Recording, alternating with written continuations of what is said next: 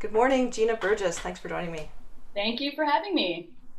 So, thanks for agreeing to play at the beginning of this. I'll play a tune called Green Grass, and I wrote this tune after I sat in with a real bluegrass band, and I realized that I do not know how to play bluegrass.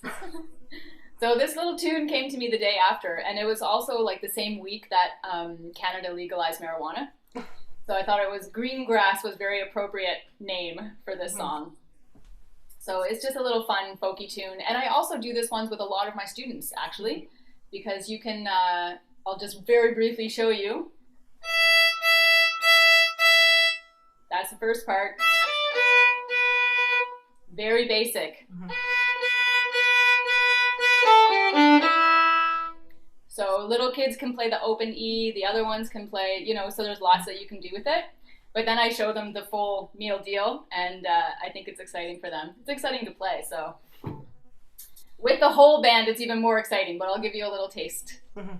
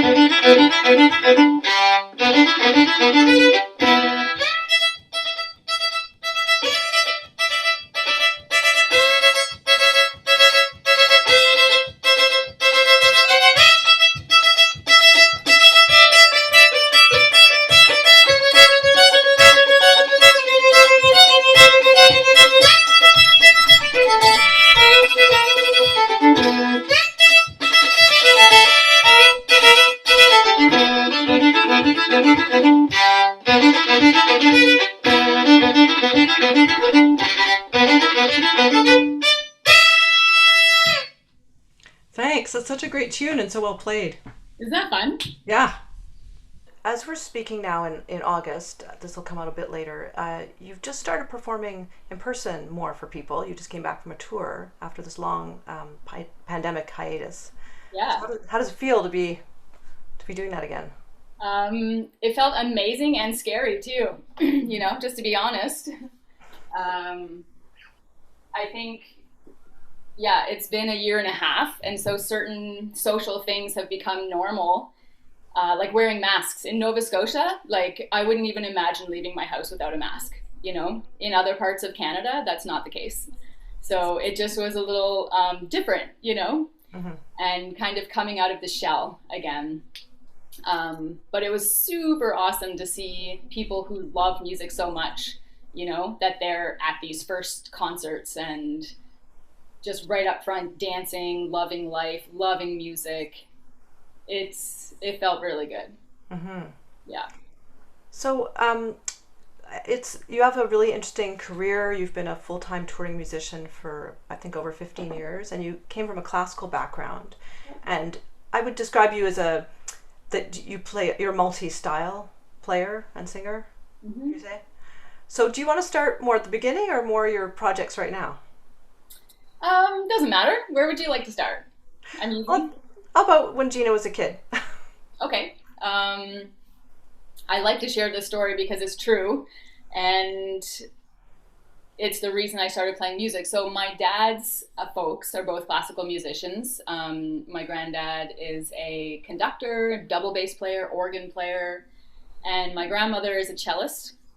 So when I was 3 years old, I went to go see Nanny and Granddad and a woman named Gina playing Beethoven trios. So granddad was on piano, Nanny was on cello, and this girl Gina was on violin. And I thought, like, my name's Gina. I'm going to do that. I want to do that. And I loved the music. But my parents, I mean, I'm 3 years old, right? So they didn't believe me. And it wasn't until I was 5 years old that they bought me my first violin, because I kept begging them and like picking up little Kleenex boxes and playing with pencils and stuff. So when I was 5, they bought me a violin and put me into lessons at the Maritime Conservatory in Halifax with my young Joy Yoon, who is an incredible human. And I studied with her from when I was 5 until I was 16. Mm-hmm. Yeah, so that's how it all got started. And then did you think at that point when you were 16 that you would be like following a path as a orchestral player or chamber musician, or were you already doing some different folk styles? Yeah, well, I was playing in the youth orchestra and I loved playing orchestral music, loved it. I also loved chamber music. I had a string quartet, we did gigs. Like I had a gigging string quartet and then I had a like competition string quartet.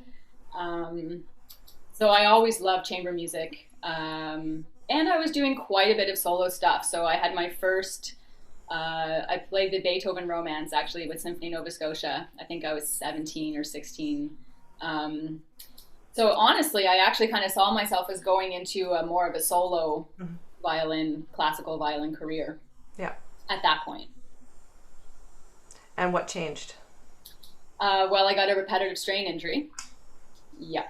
From playing the violin and practicing a lot, so many hours of practice, my goodness.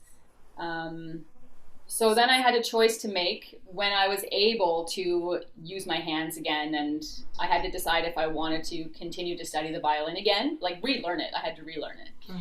Or do something else. And I think just my love of music is so strong, and I also didn't do anything else in my life. I decided to relearn the violin, and that was extremely challenging. Like I have so much admiration for people who learn to walk again or learn to use their hands after a stroke. Like it's just so tedious, the work that you have to do. And when you're a child, you don't know any different, you know, so you learn how to write. But as an adult, learning how to write again is like, it just takes so much discipline. So for the violin, it was exactly that. I would, for weeks on end, pick up the violin and just put it there. Hold it there for a few minutes, not even 2 minutes, put it down. That was my practice for that day. Pick up the bow, see if I could hold it. That would be my practice, put it away. And then for months, I would do finger 1, finger 2, all over again. And it was around that time that a friend came back from music school, and he also had a repetitive strain injury on guitar. And he was telling me about Django Reinhardt, actually. And he said, have you ever heard of this music? And Stefan Grappelli. And I did not know about those guys. But as soon as I heard the first song, I was hooked. Like, yep, this is what I want to do. And because that music is so based around scales and arpeggios, I was able to use that music as a way to relearn my instrument. So that's exactly what I did. Yeah. So how long did you have to stop playing for completely? About a year. Yeah, and it was pretty brutal because I was at Dal on a full scholarship for music. And for the first 2 months, I couldn't even use my hands at all. Like I couldn't cut my food, I couldn't wash my hair, put on my socks. Any of those things that we just so take for granted, you know. Yeah, let's not take those things for granted. Yeah. Yeah. So you entered this jazz path, but you had been playing Celtic music before that? Yeah, so when I was 9, actually, my folks picked up a Cape Breton fiddle book on one of their trips to Cape Breton. And again, because I was reading music, I could just read the music in the book. And I really enjoyed the sound of that music. Of course, this is pre-internet, and I had never really heard a lot of Cape Breton fiddle. But after I started to play it, I started to look more into recordings and tapes and stuff from the library. And I heard fiddlers play it, and I thought, oh, that's how you play it. There's so much that's not on the page, you know? So I started to like kind of incorporate that. And that's exactly what I learned with the hot jazz as well. Yeah, so much of it you can see on the page, and then the rest is all just your own, you know? Mm-hmm. Yeah.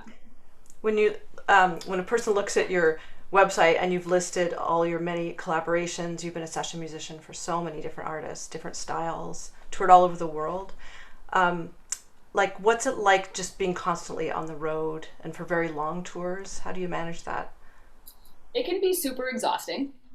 Um, yeah, as we were just saying, this little dip back into tour life, there was only 3 gigs, you know? Okay. And I thought after those 3 gigs, poof, I'm done. Like, I don't know how I did this. Um, but certainly there are tips or different things that have helped. Like I got into yoga. So there's quite a lot that you can do with just breathing techniques to wake you up or put you to sleep. Mm-hmm. You know, and we have some things that we like to do on the road as well. Find swimming holes, you know, that's very reinvigorating. And also just feels so good to be in nature and to be in water. Drink lots of water, you know. So certainly my alcohol intake has like gone down. My water intake has gone up. That helps a lot. But also just the energy of the audiences. Mm-hmm. I mean, sometimes I think audiences feel that they're there and not participating necessarily, you know? But for me, they're more of the show than we are, because we could be playing that stuff. I mean, we saw that, all of this online stuff, you know, and it's great, but it's not the same. And you don't have that same energy exchange at all. Yeah. So I think that's a big part of it, is you get energy from the humans and the life around you. And I've noticed your role in different bands you play with is very often very rhythmic as well as melodic. Yeah, I love to play rhythm. Yeah. So that gives you energy too, like you're part of the rhythm section, you're driving. Yeah, I think so, yeah. Driving the dance, essentially. Yes, I love to dance too. So I'm one of those people, like, you'll just see me even at like a restaurant. If there's a tune on, like, I can't sit still. I just can't. Mm-hmm. So, and I think that's part of the energy exchange as well. I wanted to ask you about education. I know you've done a ton of youth outreach, different kinds of workshops. You've taught, obviously private, but a lot of group stuff, both online and in person. I noticed you'd led workshops in Greenland and just like all over New Zealand. So I'd love to hear about some of the ways you're working with kids and different kinds of techniques you use. Yeah. Well, I mean, I've been teaching and working with people younger than me since I was 15. It started in junior high. Actually, my string chamber teacher asked me to help out somebody that was a couple grades below. And I never even contemplated that, but I did. I had a session with her and I realized, like, oh, you came in and you couldn't play this and now you can play this. So I guess there's something happening, you know, and I loved it. I loved it. So that started my like teaching, I guess, if you will, or coaching. And then I'd say it really started on my very first trip to Iqaluit, because I went up there. I thought I was going up there as a chaperone, which I was totally cool with. You know, I taught the kids down in Halifax a tune, a non-classical tune, and I was going to go up there and watch them and play with them. And actually, we all were able to sign up for different workshops when we got to Iqaluit. And this was a youth exchange between the conservatory and the Iqaluit Fiddle Ensemble. And so I signed my name up for a throat singing workshop because I've been also obsessed with throat singing since I first heard it. I think I was 21 or something. And my boss basically said, well, oh, I noticed you're signed up for throat singing. Well, who do you think is giving the fiddle workshop? And I said, well, I don't know, some local person. And she's like, no, you are doing the workshop. And I had no teaching materials whatsoever, no music, no sheet music, no books, nothing, just me and my fiddle. So I thought, oh man, okay. And it was fine. It was totally great. We learned by rote. We played hot swing music. We played fiddle music, improvising games, whatever I could do without any materials. Mm-hmm. And it was great. 5 days went by, boom, they learned a bunch of stuff. It was great. So I think that gave me the confidence to know, like, oh, it's actually me as a human being interacting with these people. The violin is a tool, you know, for that energy exchange, really. And so it was that trip, actually, that I stayed with a woman who recently passed. So I'm so thankful to her for many things. But her son actually was looking for a fiddle player to teach music camps in different, more remote parts of Nunavut. Mm-hmm. So she asked if she could give my name to him. And that started, in a way, the Jerry Can band. You know, so I started going up doing these music camps with Andrew, and we had some different people coming in at that time. Sila was doing hip hop dance for a little while. Kathleen and then Nancy were doing throat singing. Andrew was doing guitar. I was doing fiddle. Sometimes we had accordion, and we did those camps in different communities for 5, almost 6 years. And I did a lot of similar stuff. Those games, the improv games, a lot of Murray Schafer like listening games, which are super cool to do in the Arctic, because those kids have completely different environment, completely different ears than we do, especially in big cities. Yeah, so we did a lot of that stuff. I mean, as a touring band, some circuits you have the choice if you want to do teaching, if you want to go play in elder facilities. So we would always sign up to do the youth workshops because we love working with kids and going to schools. Yeah.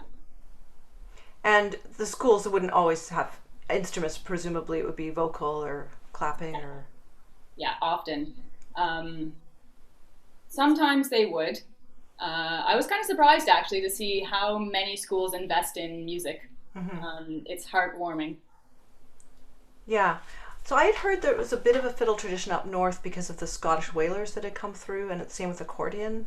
Yeah, totally. They're actually considered traditional instruments now.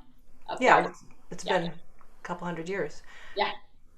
And as someone who grew up in the classical world kind of glued to the page, and now most of your career has been playing more by ear and by memory, does it free you up? Yes, it does. It does, but sometimes I long for the page, you know, especially when it comes to practice, at-home practice. If I'm practicing improv, sometimes, depending on my mood, my project, whatever, I just sit there and I think, I don't have anything to say right now. You know, I don't have anything, I don't know how to practice this right now. Whereas if you give me a Mozart string quartet, okay, boom, I'm on it, you know? So sometimes I long for that, just know what to do, correct it, execute it, next. With the improv, it's so ongoing and it's so forever, you know, and depending on the genre that you're working within or the project that you're hired for, it's infinite, really. But I prefer to practice that kind of stuff with other people. Yeah. Yeah. Do you have like a technical routine that's kind of your go-to for staying in shape? I would actually say yoga. Okay. So not so much on my violin anymore, you know. Again, growing up, I did the whole like 1 hour of scales, 1 hour of studies, 1 hour on one piece, another hour on another piece. Like I did that, you know, and I'm glad I did, because I feel like now I don't have to do that for what I'm doing. So my practice for keeping in shape is actually yoga and keeping the core engaged and strong, so that when I go to play my instrument, it's ergonomic and it's not going to throw me back into an injury state, you know.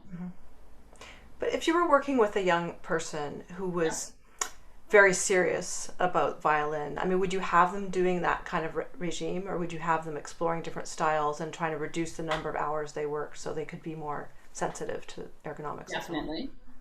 Yes. So as a teacher, if you're going to come study with me, I tell you right off the bat, you are going to have to do classical music and you're going to have to choose something else. If you don't want to do that, fine, but you can't study with me.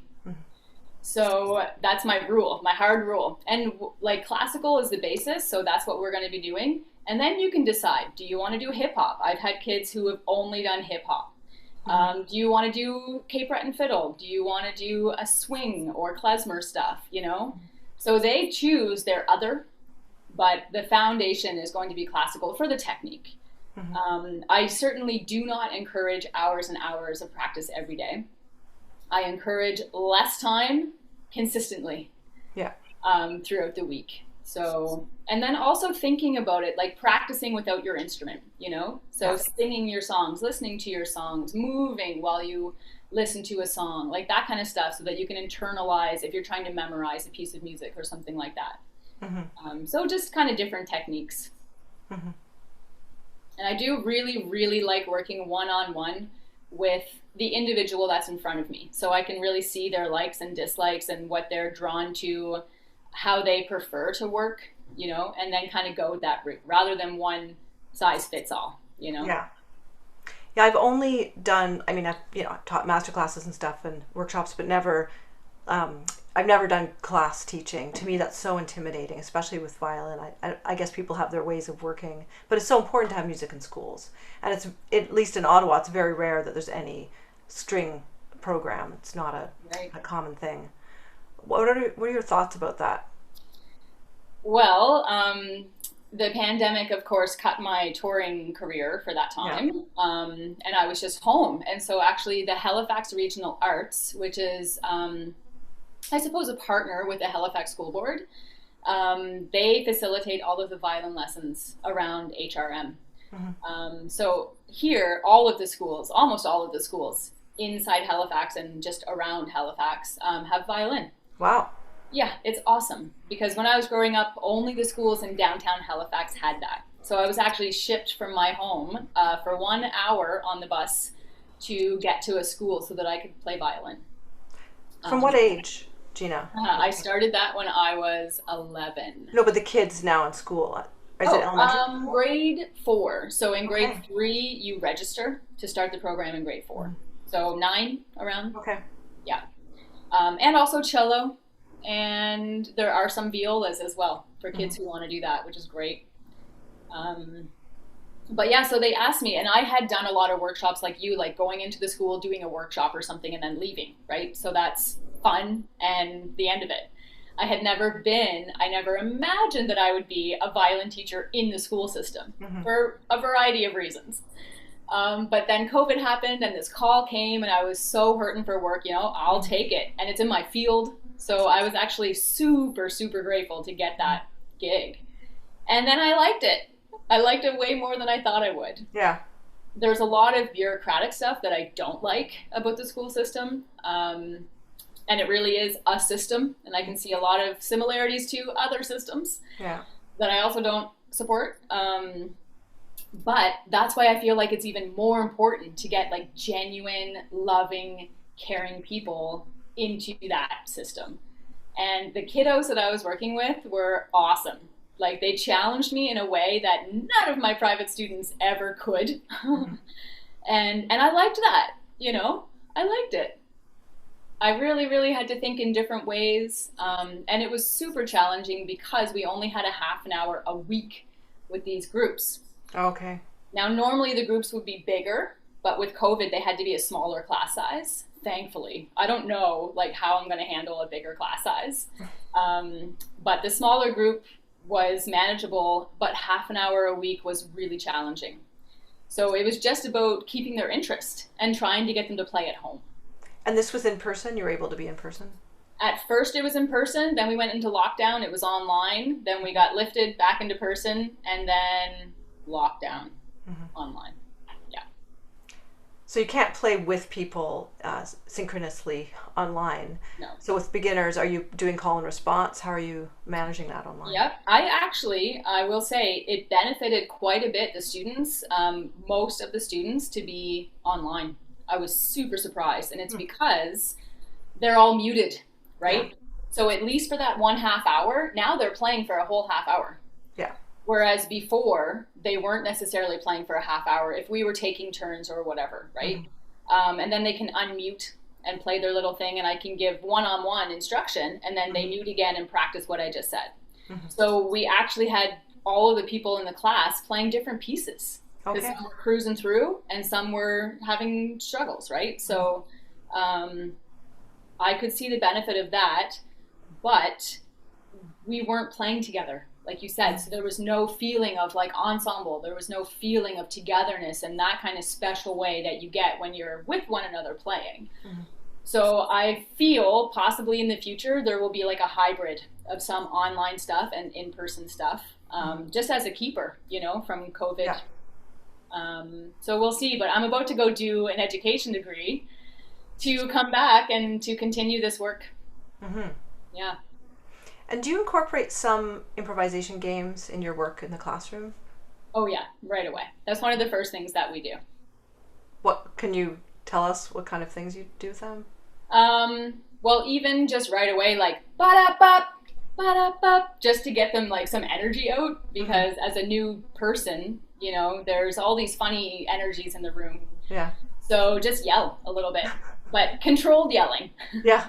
You know, certain things like even yell as loud as you can, and then now whisper as soft as you can.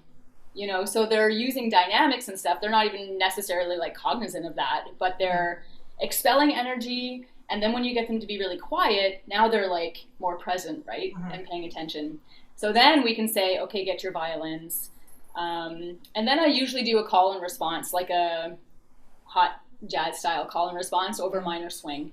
So I'll play the chords on the piano and I'll say ba-da, ba-da, da-da-da-da-da, da-da-da-da-da, and just get them to use like two notes or even one note, A and E usually we start with.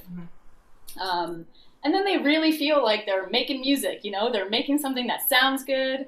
They're making it up out of their head. I mean, it is a call and response, but they're still doing it, you know. And it usually takes a few weeks to settle into this, but I try by the end of the year to have every person be the caller at least once, you know, so that they can all experience that. So that's kind of my go-to, like right off the bat, that's what we're doing. And can you talk about what it was like when you first started to improvise in public? I believe you have a story about that. It was absolutely terrible. It was so embarrassing. Oh man. Yeah, well, the very, very first time I was asked to improvise was actually even before a band I played with called Gypsophilia. So before that, someone asked me to improvise on one of their songs, and it was in G major. And they just said, you know, it's G, just do whatever you want. And they played the track, and there was nothing. Like, I wish I could enter this state in meditation. There was nothing in my head. And they stopped, you know, and they said, okay, we're going to try again. Okay, yep, pop it on. So they popped it on. Nothing.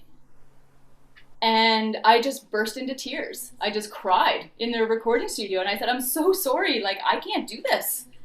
I don't know what to do.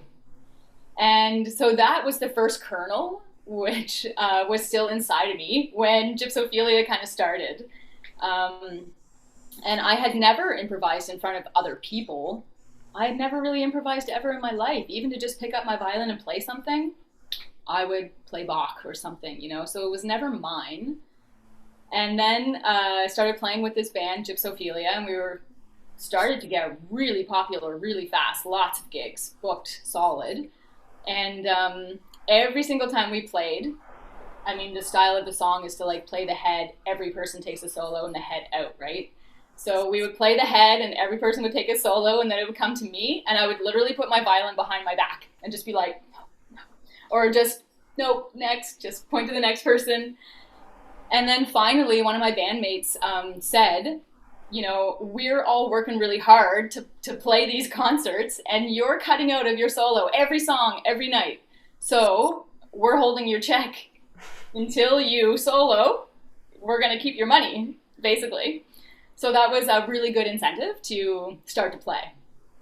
And my very first solos were just, I listen back, I have them all on CD. It's cute. Like, I look back with such tenderness at that person, you know, who was completely out of their comfort zone, completely anxious in their mind, but the only thing coming out was like D, D, D, G, D, D, D, low D, D. That's the end. So it's been quite a learning curve since then. Is there advice you'd give the younger Gina looking back? Just relax. Like, my goodness, just chill out a little bit, you know? Yeah, because the anxiety was coming from this place of like, I'm not good enough. I don't sound like these guys. Do you know what it was, actually? I will tell you. I wanted to sound like Stefan Grappelli. And there was this one magical day where I had the revelation of like, no, I don't want to sound like Stefan Grappelli. I want to sound like Gina Burgess. And then, boom, it was just that like mind flip. Everything changed to me. Then I wasn't trying, you know, I was just doing, just being.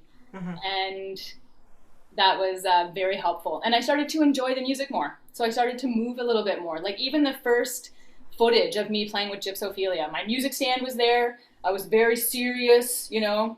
The band said, ditch the stand. My God, just get rid of that. It's like, okay, that was scary, but I did it. Started memorizing the tunes, memorizing the chord changes, and then feeling the chord changes. Oh, these are all the same. They're just in different keys, you know? So it was a process, but as soon as I stopped trying to sound like anyone else, that's when that's where it all happened. Yeah, I heard through the grapevine that Stefan Grappelli was actually pretty insecure, and he had, I guess maybe, I don't know if it was later in his career, but he had it in his contract. He would only play certain tunes in certain keys. Huh, If you want really? to play with him, yeah. Wow, I wish I could put that in my contract. Really though? Kind of. Like, no, not necessarily, but actually, I did have an experience last summer. It was in COVID. Holy, like, I hadn't improvised in the jazz style in a long time because, like, basically, I'm playing a lot of rock and roll right now, folk, rock, I don't even know what to call it, but not jazz. And I got hired to do this gig, and I'm not going to say who it was. She definitely knows. But I got the charts, and I was a little bit cocky. I won't even lie to you. You know, I thought, oh, I can do this. I listened to the tunes a couple of times. I didn't even look at the music. I just thought, yep, I got this. And then I went to the studio. I did not have it. Oh, man, I did not have it at all. And the chords were out there chords, like, with all of these extensions, you know, that I hadn't thought about in 8-9 years. And it was brutal. I even said at one point to the engineer, like, I can't do this. Just, you're going to have to get someone else to do this. I'm quitting. He's like, Gina, you can do this. You can. Like, let's stick with it. And he helped me a little bit. And honestly, God love him, like, he did some studio magic to make that album. But I learned so much from that. Like, those are the experiences. It's one thing to just sound great all the time and do your thing, right? But it's those experiences that level up you as a musician, you know? So I'm thankful for that experience, but it was super uncomfortable. And that was only like last summer, you know? Yeah, because it's such a different language to play any kind of jazz. But I think we all have to push outside our comfort levels all the time as musicians, or we will just kind of stagnate, right? Yep, totally. But I understand, like, I wonder about, like, especially like the rock world, people play their anthems, like they're expected. If they do a big stadium show, people want to hear that tune they've been loving for 10, 20 years. But maybe that artist just really wants to play new material only. Oh, totally. Yeah. So there has to be a balance, I'm guessing, when you're touring. There does. I've experienced that with Gypsophilia, and I've experienced that with the Jerry Cans. And hopefully I'll experience it with my solo album someday. Well, let's talk about this too. Yeah. Yeah, no, you do need a balance because, like, of course, as I was saying earlier, like, the audience is part of the band, right? So if they're really longing to hear this song, Ukiuk, for example, is our, like, big hit with the Jerry Cans. And, like, I think to myself every gig, I'm so glad I love this song. I'm so glad. Because we will be playing that song, well, for the whole time we're a band. Like, we'll never stop playing that song because that's what people love. I think if it were something that I really disliked, you know, that would be another story. But you need that balance to play them some new stuff and some stuff that's that they love and that they know and they can sing along to, right? Yeah.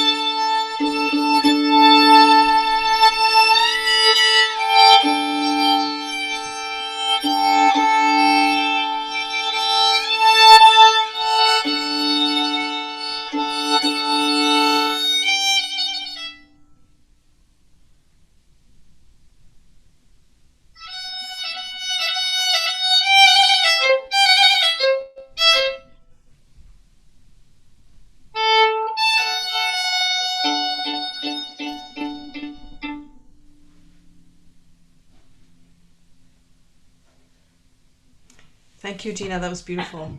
You're welcome. So your new solo album is coming out soon? I don't know. Okay. I've been working on it for 6 years. So there's no rush. But I am feeling like it's soon. The chicken is ready to hatch. Mm-hmm. Yeah. So have you recorded anything in the studio yet, or just working on tunes? Oh no, it's all done. It's mastered. Oh, okay. Yeah, so I recorded it mostly, actually I recorded the whole thing in Dartmouth at New Scotland Yard. That's Joel Plaskett's studio, super beautiful space.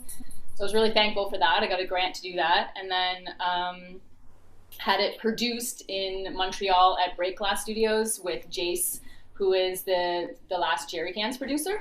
Mm-hmm. And I wanted him in particular to do this album because I had worked with him with the Jerry Cans, so I knew our vibe worked. But also he, through the Jerry Cans and through some other projects, has worked with throat singers. So I know he knows how to mix them, how to hear them properly, and all of that. So I got another grant to do that, which was super. And it just got mastered like a few weeks ago. Now I'm working with this buddy who's in Thailand right now, but for the album art. Mm-hmm. It's called ISNOW. That's the name of the album, ISNOW. And it's maybe next summer, I'm thinking. Mm-hmm. Yeah, because I'm in school, so I don't really want to release it while I'm in school. Right. Yeah, then I feel like it will be time. So what kind of music is on this album? Is it a mix of styles, or? Yep, I'd say. It's super eclectic, actually. So there's some pieces on there, like one I wrote while I was doing my yoga teacher's training, and it's called Something New, and it's basically like a piece of solo Bach, like one of the sonatas or something. So it's very much in that style. Mm-hmm. And then that has a sister piece called SOS that I wrote when I was really needing help, but like unable to ask for it, and then actually unable to receive it when it was offered. So just seeing this whole situation happening. So I wrote it called SOS, and I actually took that tune. So it's on my solo album, but it's also on the last Jerry Cans album as well. Mm-hmm. And it's super fascinating to hear the two renditions, I guess, if you will. But that one is with a delay pedal. So I've been using some different pedals in all different situations. And yeah, this one's pretty heavy. So it uses a delay pedal, distortion pedal, and the SOS one is very melancholy. And I would actually recommend looking at the Jerry Cans video that we have right now. We had this dancer from Toronto moving in a way that almost looks like a boomerang, but it's to represent that she's stuck. Right? I saw that, yeah. Yeah. Really moving. Isn't it amazing? Mm-hmm. Yeah, when I got that back, I was just, actually I cried. I cried and cried, and I watched it again and cried more. And of course, we put it out in the pandemic. So we weren't planning for that at all. But of course, everyone was stuck. And it was just perfect timing, you know? Mm-hmm. And with the whole social medias, I don't know if you noticed, there's some scenes where they're looking at their screen and it's just flashing in front of their face. Like, yeah, that's a big part of our lives, right? So we need to have balance with that. And that's a big part of that piece. So it was interesting to play it my way, I guess, or not even my way, but with the people on my solo project in that group versus the Jerry Cans. Mm-hmm. Then there's like some folky tunes more so. Actually, someone labeled them my klezmer, which I love. I love that term. So I'm using klezmer scales, but the chord progression is like a Cape Breton fiddle tune. Mm-hmm. So it does the whole classic, like go down a step, then come back up a step. So there's two songs on there like that. One of which actually has, we just finished a music video for, my very first music video, which I'm really excited for. What else is on there? There's a dance tune, like a very, very trancey. So I love this idea of classical trance. So it's very much like Philip Glass or Steve Reich. Those are my heroes, like big heroes. Terry Riley actually is number one, big hero. I just love that minimalist, repetitive trance-like stuff.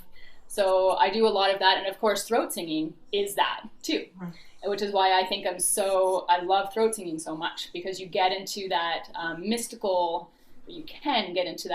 state through repetition.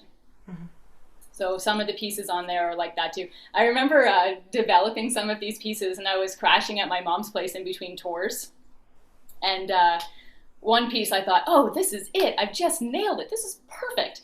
And my grandma comes into my room and she's like, God, Gina, that's enough to drive you mad. I was like, I did get it. Perfect. Thanks, Grammy.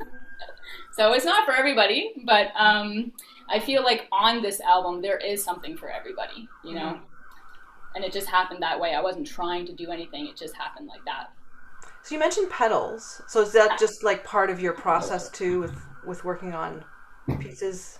The pedals actually came from playing with Gypsophilia. Okay. And the guitar players in that band, of course, used pedals. And I've always been intrigued. And then I heard, Final Fantasy at the time, but Owen Pallett play. And I was looking at his pedal board and just like totally amazed and intrigued. And again, going back to this whole trance idea, you can do that with loopers, you know, and different, I love delay for whatever reason. And so I started experimenting with Gypsophilia. That was the very first time actually that I used a pedal, and it was very minimal, but it was great.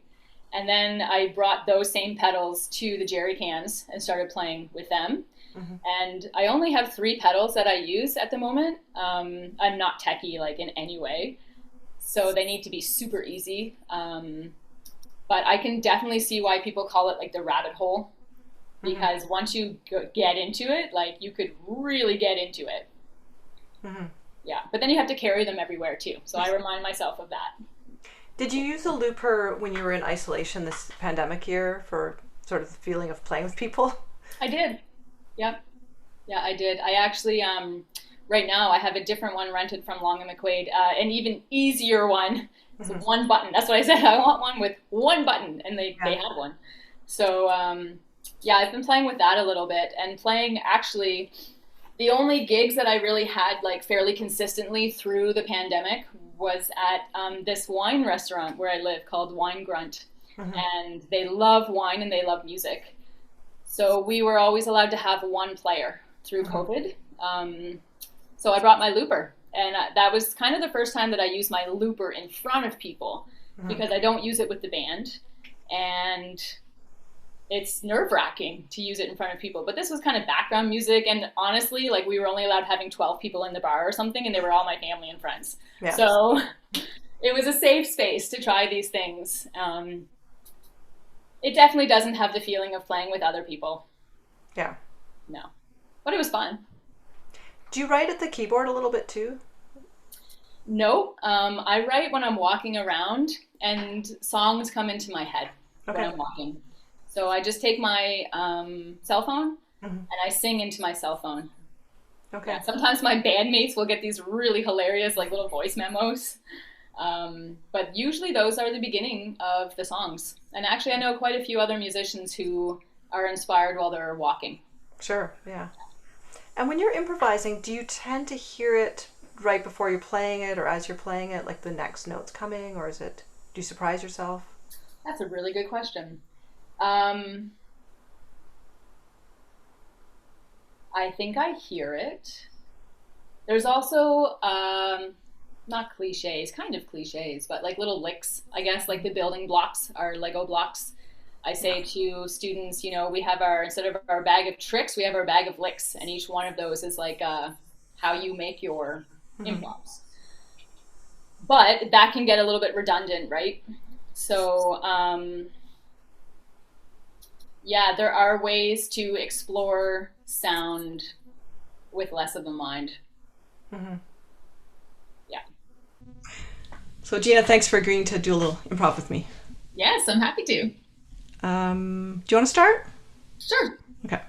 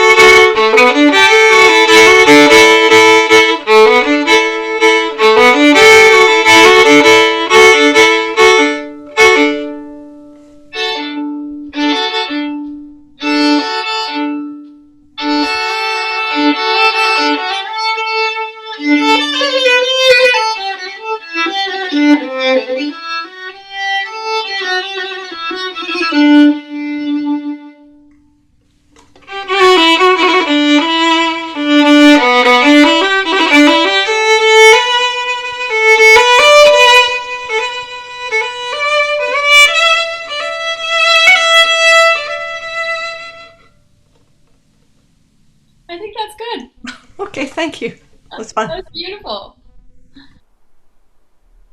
Well, on that note, I want to thank you so much for this conversation. Oh, you're so welcome. I really appreciated you being interested and asking me. It means a lot. Oh, of course. Yeah.